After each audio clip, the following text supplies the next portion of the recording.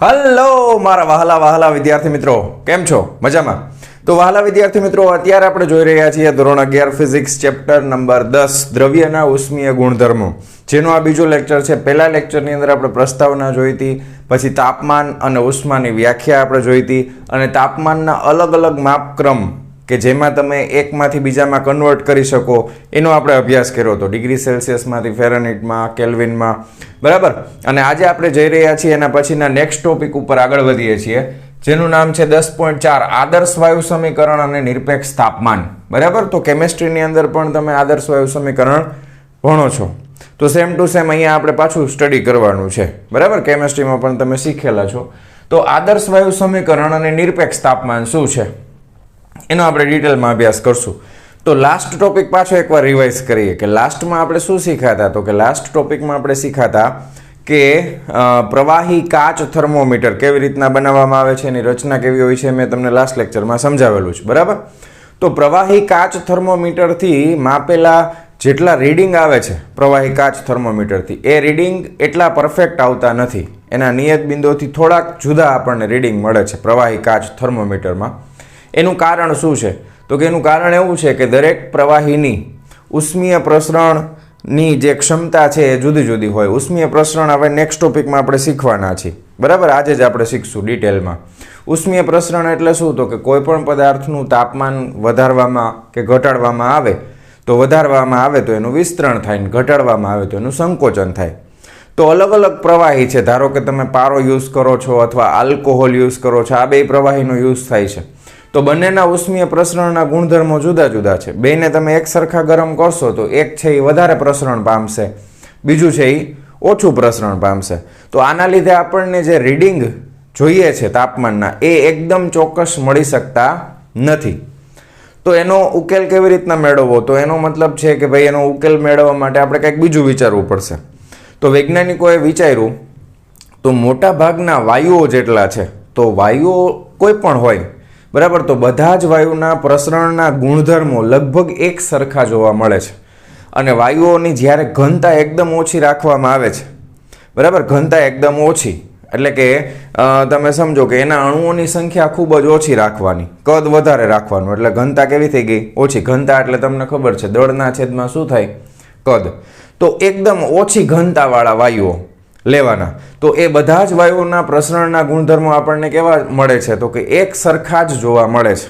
તો આપણો જે પ્રોબ્લેમ હતું કે આપણને એક્ઝેક્ટ રીડિંગ નથી મળતું, બરાબર, પ્રવાહી કાચ થર્મોમીટરથી, તો એના બદલે આપણે વાયુનું બનાવેલું થર્મોમીટર યુઝ કરી શકાય. એ પણ આપણે ડિટેલમાં જોશું, વાયુનું થર્મોમીટર કઈ રીતના બનાવવું.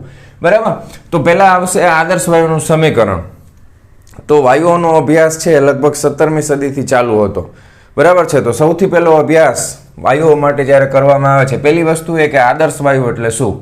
તો કે આદર્શ વાયુ આપણે આગળ જોશું કે પહેલાં ધારો કે કોઈ એકદમ ઓછી ઘનતાવાળો વાયુ હોય એને તમે આદર્શ વાયુ તરીકે સ્વીકારી શકો છો. બરાબર. તો સૌથી પહેલો નિયમ આવે છે, સૌથી પહેલો નિયમ આપણે જોવાના છીએ આદર્શ વાયુ સમીકરણ તારવવા માટે. તો એ એક અંગ્રેજ રસાયણ શાસ્ત્રી હતા. કોણ હતું? અંગ્રેજ રસાયણ શાસ્ત્રી, જેમનું નામ હતું રોબર્ટ બોઇલ. બરાબર. તો રોબર્ટ બોઇલ નામના વૈજ્ઞાનિકે લગભગ 17મી સદીમાં એક સૂત્ર તારવ્યું આદર્શ વાયુ માટે કે જેની ઘનતા ખૂબ જ ઓછી હોય એવા વાયુઓ માટે. એમણે એક ઓબ્ઝર્વેશન કર્યું, એમણે એક નિયમ આપ્યો. એ નિયમ શું હતો? કે નિયમ એવો હતો કે જ્યારે તમે કોઈ પણ વાયુનું, બરાબર, તમે કોઈ પણ વાયુનું તાપમાન અચળ રાખો છો. શું અચળ રાખો છો? તાપમાન જ્યારે અચળ રાખો છો, બરાબર, તો દબાણ છે ને એ કદના વ્યસ્ત પ્રમાણમાં ચલે છે. દબાણ છે એ કદના વ્યસ્ત પ્રમાણમાં ચલે છે. રેડી. આને રોબર્ટ બોઇલ વૈજ્ઞાનિકે આપેલો છે નિયમ, એટલા માટે આને કહેવામાં આવે છે બોઇલનો નિયમ. કેમેસ્ટ્રીમાં તમે ભણો છો. બરાબર છે. ઓકે. તો તાપમાન અચળ રાખવામાં આવે તો દબાણ છે વાયુનું એ એના કદના વ્યસ્ત પ્રમાણમાં ચલે છે.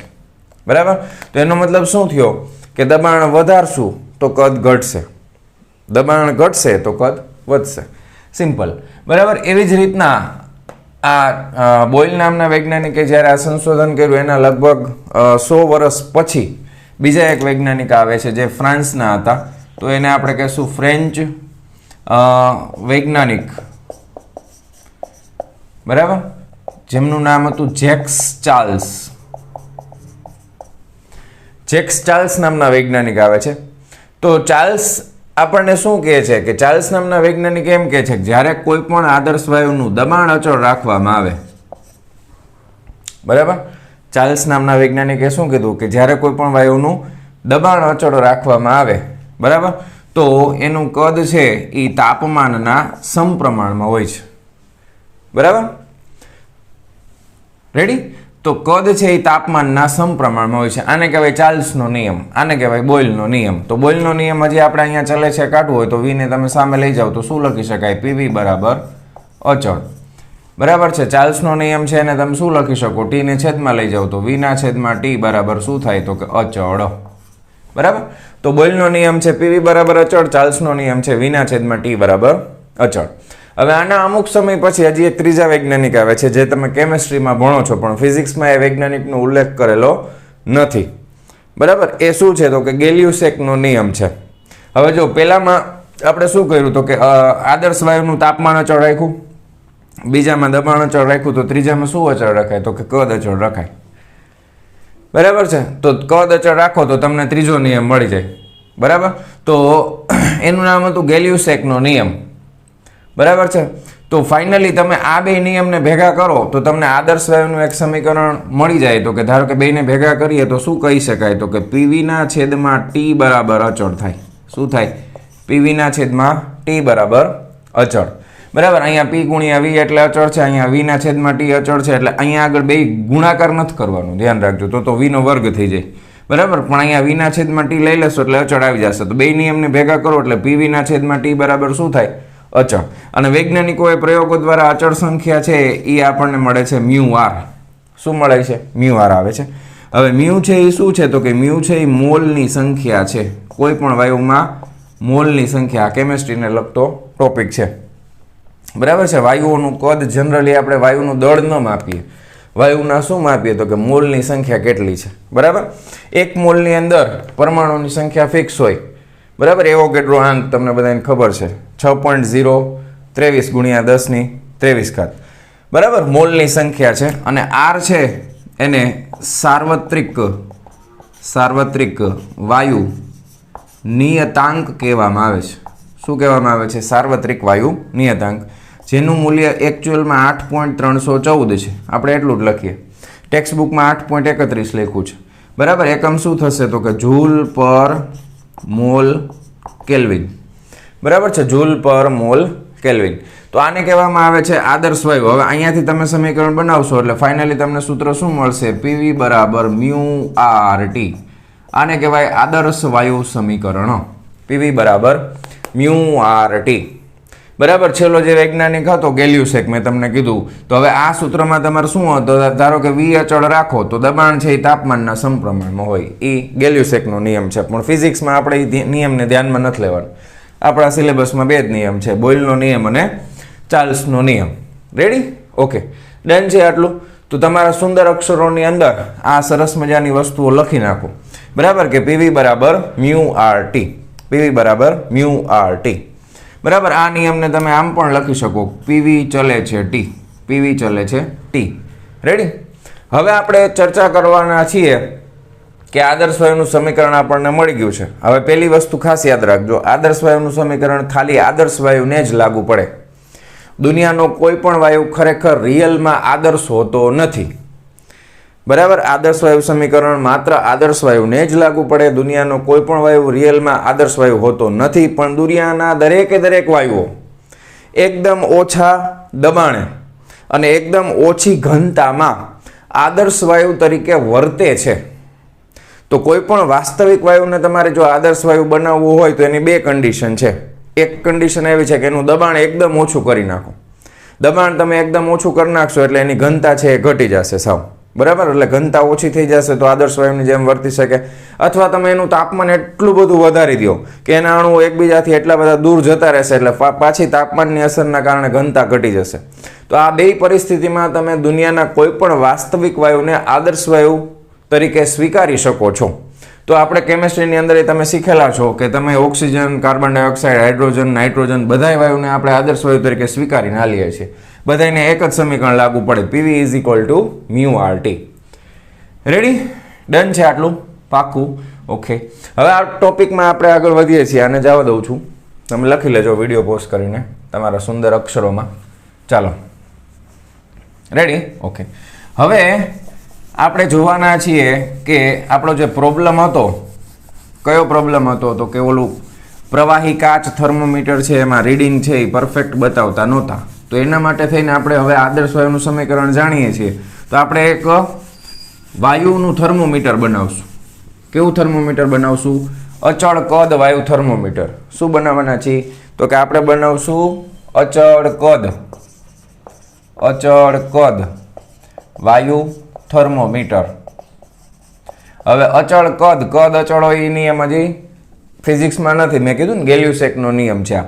અચળ કદ વાયુ થર્મોમીટર આપણે બનાવવા જઈ રહ્યા છીએ. હવે ટેક્સ્ટબુકમાં તમને કંઈ થર્મોમીટર ડ્રો કરીને સમજાવેલું નથી, પણ હું તમને એ સમજાવું છું કે ખરેખર એક થર્મોમીટર કઈ રીતના કામ કરે છે, જેથી કરીને તમને એનો આઈડિયા ક્લિયર થાય. કારણ કે અમુક થિયરીનો પોર્શન આવશે, અમુક સ્વાધ્યાયના દાખલામાં તમારે જરૂર પડશે, બરાબર? તો એની અંદર શું કરવામાં આવે છે? તો કે કાચનું એક પાત્ર હોય આ રીતે, બરાબર? ગોળાકાર પાત્ર લીધેલું હોય, ગોળો, પોલો ગોળો કાચનો, બરાબર? હવે એમાં આ રીતના એક નળી પસાર કરેલી હોય, બરાબર? હવે આની અંદર છે એ આદર્શ વાયુ ભરેલો હશે. કાચના પાત્રમાં શું ભરેલું હશે? તો કે અહીંયા આગળ આદર્શ વાયુ ભરેલો છે, બરાબર? આ શું છે? તો કે આદર્શ વાયુ છે. એટલે તમારે એવું સમજવાનું કે ખૂબ જ ઓછી ઘનતાવાળો કોઈ વાયુ ભરેલો હશે. હવે શું થાય? તો કે આ કાચની જે નળી છે એને આ રીતે યુ આકારમાં આ રીતના વાળી દેવાની, આમ, બરાબર? અને અહીંયા આગળ એક આ રીતનું અહીંથી પેક કરી દેવાનું. રેડી? ચાલો, સમજાણું? હવે આ વાયુ છે એ અહીંયા સુધી નહીં હોય. હવે અને અહીંયા આગળ છે ને પારો ભરેલો હશે. આ ભાગમાં શું ભરેલું હશે? તો કે મર્ક્યુરી અથવા તો પારો જેને કહીએ છીએ, બરાબર? આ ભાગમાં પારો ભરેલો છે, સમજજો, બરાબર? આ શું છે? પારો, બરાબર? પછી અહીંયા સુધી શું આવશે? તો કે અહીંયા સુધી બધા આદર્શ વાયુઓ છે, વાયુ છે, તો એ તો આમાં નળીની અંદર અહીંયા સુધી હશે. હવે એક વસ્તુ યાદ રાખો કે આ વાયુ છે ને એ આ પારાને ક્રોસ કરીને આ બાજુ ન જઈ શકે, બરાબર? આ વાયુ છે એ સોલ્યુબલ નથી, પારામાં ઓગળી નહીં જાય, બરાબર? મોટા ભાગના વાયુઓ છે એ પાણીમાં ઓગળી શકે પણ પારામાં ઓગળી શકે નહીં. એટલે વાયુ છે એ આને ધક્કો મારશે એટલે આ પારો છે એ ઉપર ચડશે, અને આ બાજુ આમ જશે તો પારો છે એ આ બાજુ ઉપર ચડશે. ખ્યાલ આવ્યો તમને? રેડી છે? હવે શું હોય તો કે ખરેખર રિયલમાં આના પાછળના ભાગમાં એક તમારે લાકડાની ફ્રેમ ફિટ કરી દેવાની, બેક સાઈડમાં. અહીંયા આ રીતની લાકડાની ફ્રેમ હોય, બરાબર? લાકડાની ફ્રેમમાં અહીંયા આગળ વચ્ચેના સેન્ટરવાળા ભાગમાં અહીંયા સ્કેલ રાખેલી હશે, ફૂટપટ્ટી, બરાબર? આ આખી સ્કેલ છે. શું છે? સ્કેલ છે. અને સ્કેલમાં હવે અંકન કઈ રીતના કરવું? તો કે બે સંદર્ભ બિંદુઓની જરૂર પડે, આપણને ખબર છે. તો સૌથી પહેલાં આપણે શું કરીએ છીએ? તો કે સૌથી પહેલાં આ જે આદર્શ વાયુ છે ને, આ આખો ભાગ, એને તમે એક પાત્રની અંદર બરફ ભરી દો છો. શું ભરી દઈએ છીએ આપણે? તો કે પાત્રની અંદર આ રીતના બરફ ભરેલો હશે અને બરફ પીગળતો હશે, બરાબર? આ બરફ તમે રાખી દીધો. આ શું છે? તો કે બરફ છે. હવે બરફનું તમને ખબર છે કે વાતાવરણના દબાણે ગલન બિંદુ કેટલું છે? તો કે વાતાવરણના દબાણે ગલન બિંદુ છે 0 ડિગ્રી સેલ્સિયસ. કેટલું છે? 0 ડિગ્રી સેલ્સિયસ. એટલે આ વાયુના અણુઓ જેટલા છે એ એકદમ ઠંડા થશે એટલે એનું સંકોચન થાય, બરાબર? અણુઓ બધા એકબીજાની નજીક આવશે. એકબીજાની નજીક આવશે એટલે આ ભાગમાં જે પારો ભરેલો છે, બરાબર? તો આ વાયુ ઉપર ચડશે ને, તો ઉપર ચડશે એટલે ધીરે ધીરે ધીરે શું થશે? તો કે આ ભાગમાંથી પારો છે એ ઉપરના ભાગમાં આવવા માંડશે. રેડી? પારો છે એ આ ભાગમાં ઉપર આવશે અને આ ભાગમાંથી પારો ઉપર જતો હોય તો આ ભાગમાં નીચે જાય, બરાબર? ધારો કે નીચે જતાં જતાં અહીંયા સુધી પહોંચે છે, પછી આનાથી વધારે નીચે જતો નથી. પારો છે એ આનાથી વધારે નીચે જતો નથી. એનો મતલબ એમ કે હજી તમે 5-10 મિનિટ ચેક કરીને જોઈ લીધું, પારાનું લેવલ અહીંથી ખસતું નથી. એનો મતલબ શું થયો? કે 0. હવે આપણને ખબર છે ઓલરેડી કે બરફનું ગલન બિંદુ જે છે, બરાબર, એ 0 ડિગ્રી સેલ્સિયસ છે. તો એનો મતલબ એમ કે અહીંયા આગળ જે તાપમાન છે એ અહીંયા આપણે તાપમાનનું અંકન કેટલું કરવાનું? તો કે 0 ડિગ્રી સેલ્સિયસ કરવાનું. સમજાણું? તો દબાણને અનુરૂપ તમને શું મળી ગયું? તાપમાન મળી ગયું. જોયું? આપણે દબાણને કેમાં ફેરવી નાખ્યું? તાપમાનમાં ફેરવી નાખ્યું. ખબર પડી? દબાણનું રૂપાંતર કેમાં કરી નાખ્યું? તાપમાનમાં. હવે બીજું શું થાય? તો કે બીજા કેસની અંદર અહીંથી બરફ કાઢી નાખવાનો. બરાબર? બરફ કાઢી અને આ ભાગ છે એને ઉકળતા પાણીમાં રાખવાનું. કેમાં રાખવાનું? તો કે ઉકળતા પાણીમાં. આ આખો ભાગ. હવે અમુક સમય પછી તાપમાન તમને ખબર છે, ઉકળતું પાણી હશે એટલે આ અંદરનો વાયુ છે એનું તાપમાન એ ઉકળતા પાણી જેટલું થઈ જશે. બરાબર? અહીંયા ઉકળતું પાણી છે તો ઉકળતા પાણીનું તાપમાન કેટલું હોય? બોલો, 100 ડિગ્રી સેલ્સિયસ હોય ને? તો વાયુનું તાપમાન વધશે એટલે એનું શું થશે? તો પ્રસરણ થશે એટલે વાયુ જે છે એ આને ધક્કો મારશે. બરાબર? આને શું કરશે? તો કે ધક્કો મારશે. ધક્કો મારશે એટલે આ ભાગ છે એ હજી વધારે નીચે જશે. ખ્યાલ આવ્યો તમને? આ ભાગ છે એ નીચે જશે અને આ ભાગની અંદર જે છે એ પારો છે એ ઉપર ચડશે. ધારો કે આ ભાગમાં પારો ઉપર ચડી અને અહીંયા સુધી પહોંચી ગયો, પછી અહીંયાથી હલતો નથી અને આ ભાગમાં નીચે આવતો રહ્યો. તો એનો મતલબ એમ કે આ બિંદુ પાસે તાપમાન કેટલું હોય? તો કે આ બિંદુ પાસે તાપમાન હોય 100 ડિગ્રી સેલ્સિયસ. સમજાણું તમને? પછી તમે કોઈ વચ્ચેની પરિસ્થિતિમાં આ વાયુ હશે તો વચ્ચેની પરિસ્થિતિમાં એનું તાપમાન છે એ આની વચ્ચે હશે, 0 અને 100 ની વચ્ચે. તો દબાણ એ આ બેની વચમાં જ આવશે. તો એ દબાણને અનુલક્ષીને તમે તાપમાન કેટલું છે એ માપી શકો. અને અહીંયા આગળ તમે 0 અને 100 ની વચ્ચે કેટલા કાપા કરી દેવાના? લંબાઈના કેટલા ભાગ પાડી દેવાના? તો 100 ભાગ પાડી દેવાના. એ આપણે ઓલરેડી આગળના લેક્ચરમાં જોયું હતું. કારણ કે 0 થી 100 ની વચમાં 100 કાપા હોય. તો એ દબાણને અનુરૂપ તમને શું બતાવશે? તો કે તાપમાન બતાવશે. ખ્યાલ આવ્યો? તો આ રીતના અચળ કદ વાયુ થર્મોમીટર કામ કરે છે. બરાબર? અને દરેક વાયુ માટે તમને રીડિંગ એક સરખું જોવા મળશે. કારણ કે મોટાભાગના બધા જ વાયુઓ જેની ઘનતા એકદમ ઓછી હોય એ બધાયના પ્રસરણના ગુણધર્મો એકદમ સરખા જોવા મળે છે. ખ્યાલ આવી ગયો? રેડી છે અહીંયા સુધી? હાલો, તો હવે આને જવા દઈએ. હવે આ તમારે દોરવાનું નથી અને ગોખવાનું પણ નથી, ખાલી મગજમાં કન્સેપ્ટ યાદ રાખવાનો છે. કારણ કે આ તમારો ઓમ ડાયરેક્ટ સિલેબસમાં નથી, પણ શબ્દ આવે છે એટલે આપણને ખબર હોવી જોઈએ કેવી રીતના કામ કરતું હશે. નકર પાછો કન્સેપ્ટ સમજાય નહીં તો પછી ગોખવું પડે, એટલે એવું ન થાય. રેડી? હા, તો અહીંયા સુધી ડન છે? ક્લિયર? તો અચળ કદ વાયુ થર્મોમીટર છે આ રીતના કામ કરે છે. પછી વૈજ્ઞાનિકોએ શું કર્યું? તો કે કોઈ એક વાયુ લઈ લીધો અને એનું દબાણ વિરુદ્ધ તાપમાનનો આલેખ બનાવ્યો. શું બનાવ્યું? દબાણ વિરુદ્ધ તાપમાનનો આલેખ બનાવ્યો.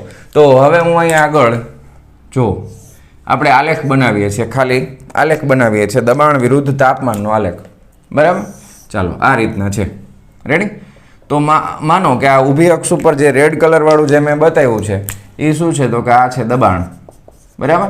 અને આ બ્લેક અક્ષ જે છે નીચે આપણે ડ્રો કરી છે એ શું છે? તો કે એ બતાવે છે તાપમાન. તાપમાન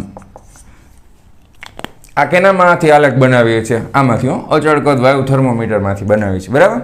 તો એનો આલેખ બનાવતા હતા વૈજ્ઞાનિકો. તો વૈજ્ઞાનિકોએ અહીંયા 0 ડિગ્રી સેલ્સિયસ આપણે લઈ લઈ, પછી અહીંયા આગળ 100 ડિગ્રી સેલ્સિયસ લઈ લઈ. બરાબર? તો આ બાજુ 100 હોય તો આ બાજુ કેટલા હોય? તો -100 ડિગ્રી સેલ્સિયસ હોય. પછી સેમ ડિસ્ટન્સ ઉપર અહીંયા -200 ડિગ્રી સેલ્સિયસ હોય. પછી સેમ ડિસ્ટન્સ ઉપર અહીંયા આપણે આગળ વધશું હજી તો ઓકે આ -300 ડિગ્રી સેલ્સિયસ છે. રેડી? પછી ધારો કે કોઈ એક પર્ટિક્યુલર વાયુ લઈ અને વૈજ્ઞાનિકોએ શું કર્યું? તો કે અલગ અલગ દબાણ ઉપર તાપમાન નોંધતા ગયા અને ડોટ કરતા ગયા. બરાબર? તો એ પ્રમાણે જે વૈજ્ઞાનિકોને આલેખ મળે છે એ આલેખ જે છે એ કંઈક આ રીતનો આલેખ મળે છે વૈજ્ઞાનિકોને. બરાબર? તો આને ધારો કે આપણે નામ આપી દઈએ કે ભાઈ આ એક પર્ટિક્યુલર વાયુ છે, વાયુ એ. તો વૈજ્ઞાનિકોને અલગ અલગ બિંદુઓ છે એ આ રીતે મળતા હોય. જો આમ. બરાબર? હા, અને આ બધા બિંદુઓને જોઈન્ટ કરો એટલે એક સીધી રેખા મળી. તો હવે આ તમને આલેખ ઉપરથી શું ખબર પડી? તો કે આલેખ ઉપરથી તમે જુઓ કે જેમ જેમ તાપમાન ઘટે છે એમ દબાણ પણ ઘટે છે. દબાણ જેમ ઓછું એમ તાપમાન પણ ઓછું, દબાણ ઓછું એમ તાપમાન પણ ઓછું. ખ્યાલ આવ્યો? દબાણ વધારે તો તાપમાન વધારે, દબાણ ઓછું તો તાપમાન ઓછું. આપણે દબાણને અનુરૂપ જ તાપમાન મેળવી છીએ, મેં તમને હમણાં સમજાવી દીધું. તો વૈજ્ઞાનિકોએ એક વસ્તુ ઓબ્ઝર્વ કરી કે તમે કોઈ પણ વાયુ લ્યો છો તો હવે તમે એ સમયની અંદર સાધનો એટલા બધા અવેલેબલ નહોતા કે તાપમાન છે તમે માઇનસની અંદર બહુ વધારે પડતા આગળ વધી શકો. તો -100 થી -200 ની વચ્ચે ક્યાંક તાપમાન આવે ત્યાં સુધીનો આલેખ એ દોરી શકતા હતા.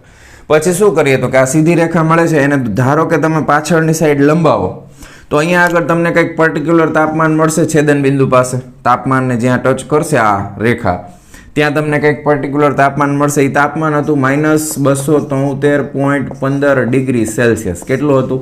-273.15 ડિગ્રી સેલ્સિયસ. તો આ પર્ટિક્યુલર એક જાતનો વાયુ લીધો વૈજ્ઞાનિકોએ. પછી શું કર્યું તો કે વાયુ બદલાવ્યા અને પછી પાછો આ પ્રયોગ કર્યો. ધારો કે હવે વાયુ બીજો લીધો છે અને બીજા વાયુની અંદર જે આલેખ મળે છે એ આલેખ કંઈક આ રીતનો મળે છે, બરાબર. હવે આ એના બધા અલગ અલગ બિંદુઓ છે, પણ એ આલેખમાં પણ એક વસ્તુ કોમન જોવા મળી કે આ છે વાયુ બી, બરાબર, કે પાછળની સાઈડ લંબાવીએ ને તો અહીંયા ટચ થાય છે, બરાબર. પછી વૈજ્ઞાનિકોએ હજી એક ટ્રાય કરી તો કે હજી આપણે એક વાયુ ચેન્જ કરી નાખી, પછી બીજો એક વાયુ લીધો, બરાબર. તો એ વાયુમાં પણ સેમ ટુ સેમ, બરાબર, કે છેદન બિંદુ છે, બરાબર. ધારો કે એમાં આ રીતે અલગ કરી નાખી ડ્રોઈંગ, બરાબર.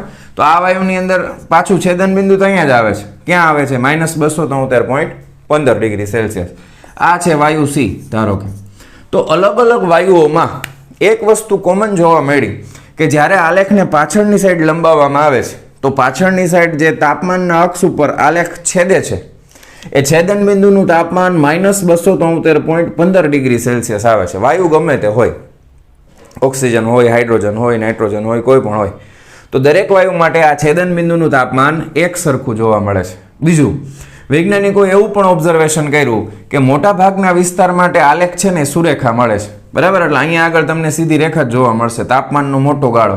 પણ તમે તાપમાનમાં જેમ માઇનસમાં આગળ વધો છો એમ આલેખમાં જે છેદન બિંદુઓ છે ને, જો આ પોઈન્ટ અહીંયા થોડોક આનાથી દૂર છે, બરાબર, આ પોઈન્ટ થોડોક નીચે છે, આ થોડોક નીચે છે, તો એમાં તમને આલેખ સુરેખ નથી મળતો. પણ વાંધો નહીં, કારણ કે મોટા ભાગના તાપમાન માટે કેવો મળે છે? સુરેખ મળે છે. તો તમે આને સ્ટાન્ડર્ડ તરીકે સ્વીકારી શકો. ખ્યાલ આવ્યો? સમજાણું તમને? બરોબર, પાકું.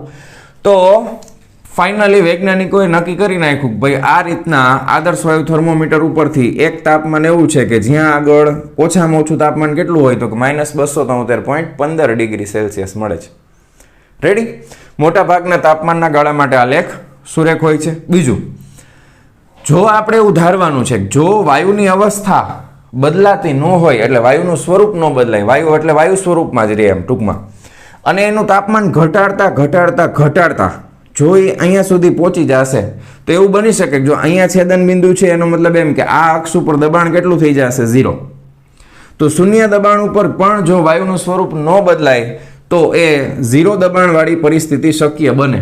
વાયુની અવસ્થા ન બદલાય તો એવું શું કામ કીધું વૈજ્ઞાનિકોએ? કારણ કે આપણને ખબર છે જેમ જેમ કોઈ પદાર્થનું તાપમાન ઘટે એમ એમ એની અવસ્થા બદલાતી જશે. વાયુમાંથી ધીરે ધીરે પ્રવાહીમાંથી ઘન સ્વરૂપમાં આવી જશે.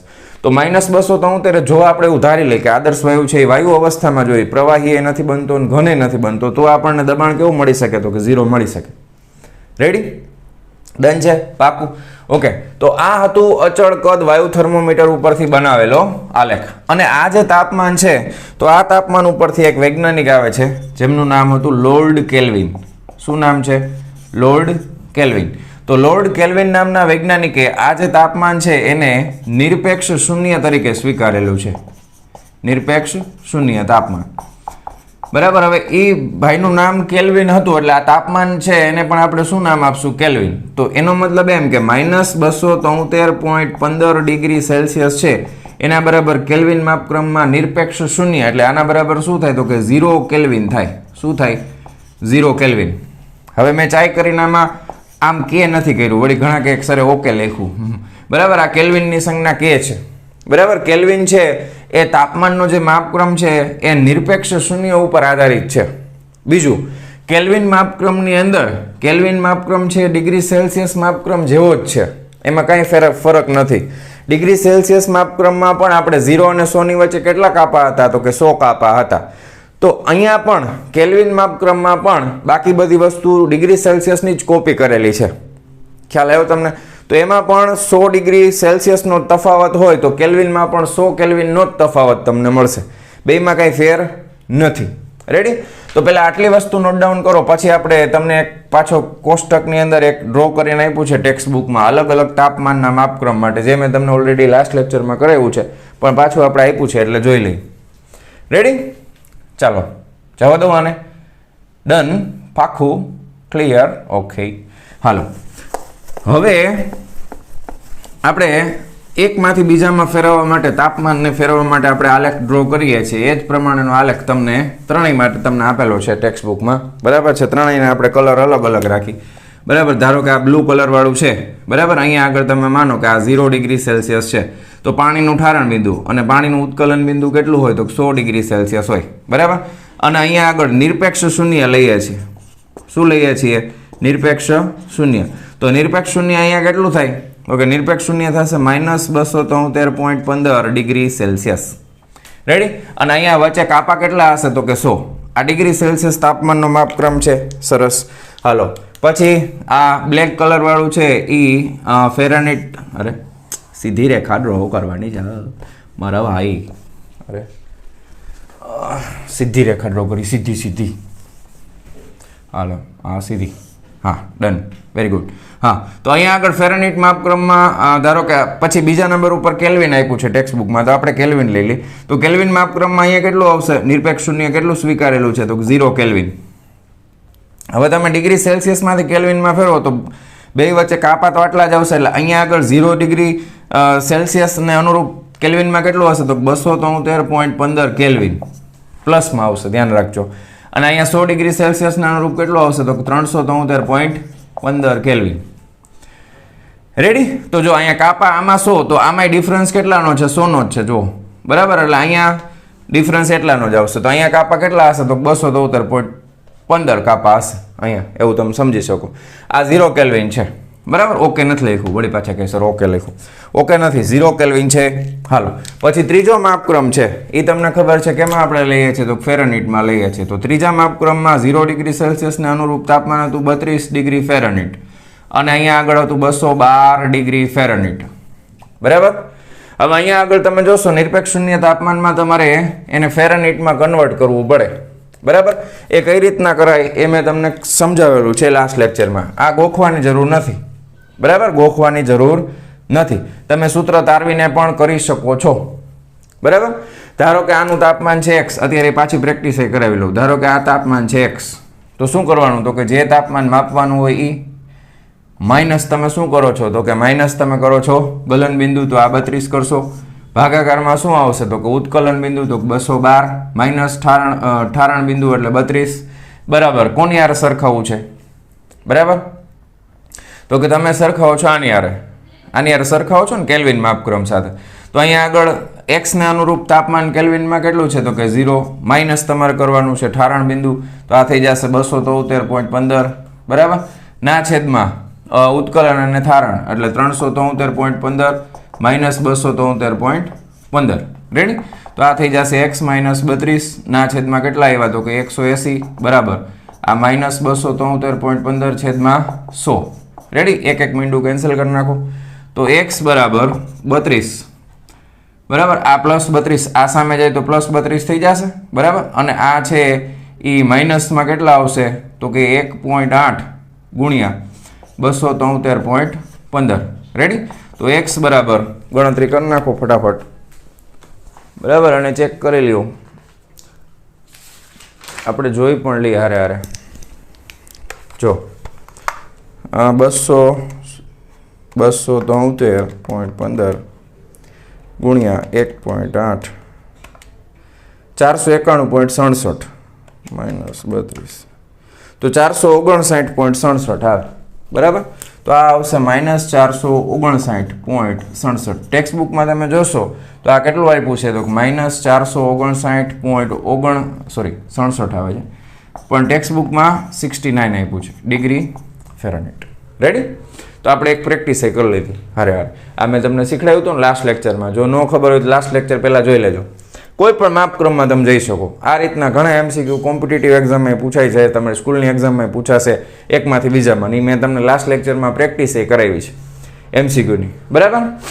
તો હાલો અહીંયા સુધીનું ફટાફટ નોટ ડાઉન કરી લ્યો અને હવે આપણે જોઈએ છીએ નેક્સ્ટ થિયરી. ચાલો જવા દઉં છું. ચાલો.